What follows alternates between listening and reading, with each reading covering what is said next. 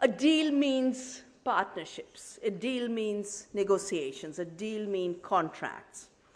And I believe that a new Green Deal has to put Gaia, the Earth, the living planet that supports us, at the center of defining whatever is the deal. Part of what happened over the last few hundred years was the Earth was destroyed as a subject. She was not living. She was not having her own identity. And a lot of effort went into defining the Earth as dead, the Earth as totally inert, as having no activity, no intelligence, no creativity, no productivity.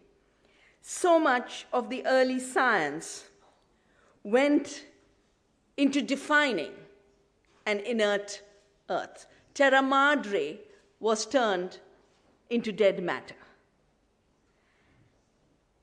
Bacon, who's called the founder of modern science, said we have to ensure that we subjugate the Earth. He talked about the metaphor of raping the Earth to get knowledge.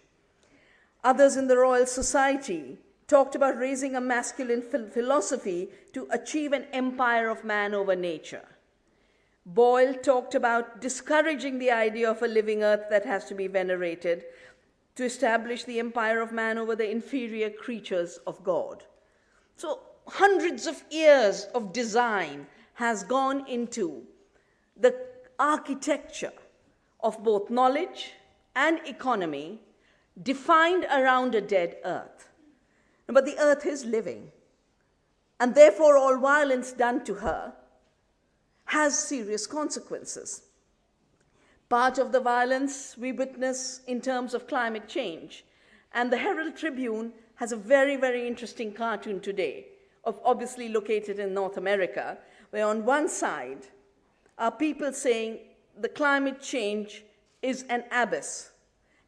And on the other side of the abyss are people, the skeptics, saying there is no abyss. And then they're jumping into the abyss to prove there's no abyss, but of course they're going to fall and hit the ground. Other aspects of the attack and assault on the living Earth is the violence to species. Recently, the United Nations Convention on Biological Diversity met in Nagoya in Japan for the Conference of Parties. And in the lead up to it, at a high-level meeting, the UN Secretary General had said, we are bankrupting our natural economy by pushing species to extinction because these species perform a role. The bees and butterflies are treated as not economic, and yet the pollination that the pollinators perform for us has the equivalence of about $12 billion of economic production in agriculture. Overall, the ecological services provided by biodiversity and ecosystems has been estimated in a very large gap by the UNEP study between $21 trillion to $72 trillion. So when we destroy a living Earth, we are actually destroying the foundations of the economy. I have talked about three economies. The first and biggest economy is nature's economy. No amount of pumping and river diversion can create the hydrological system that the planet has. Pumping huge amounts of water, leading to evaporation, then it comes down as precipitation, recharges our rivers, recharges our groundwater, and keeps flowing. And when we assault that hydrological cycle, we start to get scarcity.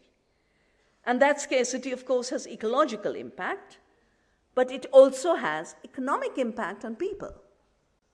As rivers are poisoned, as groundwater is mined, 1 billion people today go without water. The single biggest cause for death for children is the lack of access to clean water. We can see the images out of Haiti, where 1,000 children have already died of a cholera epidemic after the earthquake. And it's not that money didn't pour in, but the money didn't pour in to do the real things that people needed to do. There is no saline liquids. They're all stuck in big warehouses, waiting to be distributed by some mysterious system that will go beyond the bureaucracy.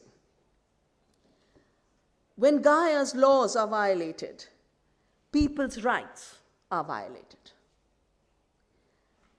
Water is one. But when we destroy soil and biodiversity, we start to destroy sources of food. We start to create hunger for the 1 billion people. And that same destruction of biodiversity leads to another problem of the food crisis, which is obesity and diabetes for the 2 billion. When people, even the poor, in India, new studies are coming out that because the industrial systems of green revolution farming destroyed our legumes and pulses that were always mixed in our food crops and were very important. You know, your main bean that you will eat is, you eat the beans, the fagioli, I know in Tuscany, and you have the lentil. But, you know, we have, 20 kinds of legumes, each of them in huge diversity. And as a vegetarian economy, we need all that diversity. The Green Revolution wiped out pulses. When you don't have pulses and poor people are eating on white polished rice, even if you're poor, you're going to get what was defined as a lifestyle disease of the rich, diabetes. It's becoming a disease of the poor because they're not getting a balanced diet. So destruction of biodiversity starts to impact the food rights of people. The prevention of the renewability of the air and the atmosphere by pumping too much carbon dioxide, too much nitrogen oxide, too much methane through industrial systems of farming are another aspect of violating Gaia's laws. Gaia has a tremendous capacity to absorb pollution within a limit. But when you break beyond that limit, you start to get the greenhouse effect, you start to get climate change. So working with nature has become a survival imperative for the human species. A Green New Deal is the only way human beings will get their needs met. For the rich, they will stretch the present system a little longer by grabbing the resources of the poor. And in my book, Earth Democracy, I have described this as eco-imperialism. Eco-imperialism also parades as a Green New Deal. And the issue we have to look at is, will green be the color of the dollar note, or will green be the color of photosynthesis and the green cover of the planet, which solves so many of the issues? It's the only source of food, it's the only source of cleaning up the atmosphere. There is, out of the industrial mindset and out of the old paradigm, has come this idea that somehow respecting the laws of nature restricts human ability to meet its needs. Now, nothing could be further from the truth. The tragedy is, to convince ourselves that we are getting more, we create all kinds of convoluted measurements.